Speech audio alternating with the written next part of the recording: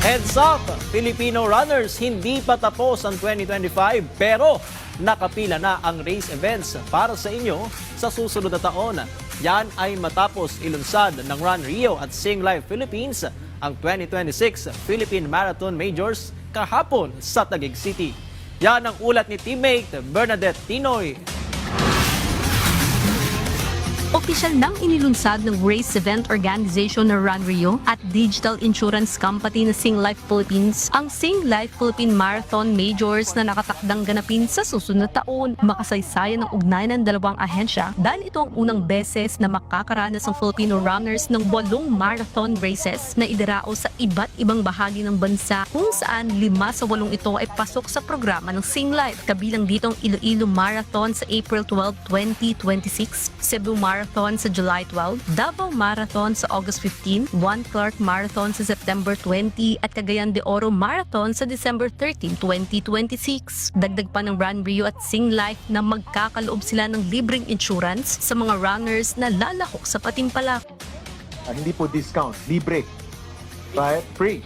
As I mentioned on stage a moment ago, our intention for all participants in the Philippine Marathon Majors, we will provide coverage, insurance coverage, at point of registration all throughout, the race day and even past, the race day. We will also be giving away Sing Life credits. Tinapos niyo yung race, we will be rewarding credits, and these credits, they have monetary value.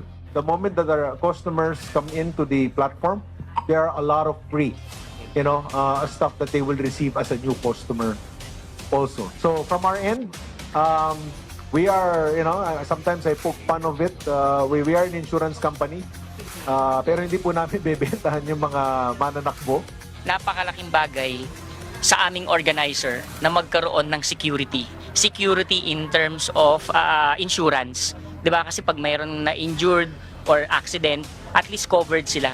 So natutuwa ako kasi si Sing Life, very generous siya na magpo-provide siya ng insurance during training, during race, and after the race. And malaking bagay yon kasi hindi naman yan regular sa atin, 'di ba, na nagkakaroon tayo. Normally sino-shoulder talaga yan ng runner, lalo na kapag outside or third party yung accident. But this time, at least mapapanatag yung mga runners natin. Na siyempre wag naman sanang mangyari na ma-injured sila or may accident. Yan yung pinaka-last na gusto nating mangyari or ayaw nating mangyari. Binigyan din ni Rio de la Cruz, CEO ng Run Rio, na maaaring sumali sa race event ang mga national athletes dahil sanction ng World Athletics at Philippine Athletics Track and Field Association o PATAFA ang programa. Samantala, aminado naman si Rio na malaking hakbang at hamon sa running community ang magkaroon ng marathon majors, pero tiwala siya na handa ng bansa sa mga gantong klaseng world-class event. We truly believe that our running community is now ready for a marathon races. So, because of the run clubs, yung preparation nila is actually scientific na. So, kaya confident kami na kahit multiple races to, I think magagawa nila yan. But of course, hindi naman nila kailangang tapusin yung 8 races in 1 year. They can actually run 2 marathons in a year. So at least yung maganda dito, it's not overnight event. It's a long-term program, long-term commitment from our runners na after nila makamarathon ng isa, tapos na.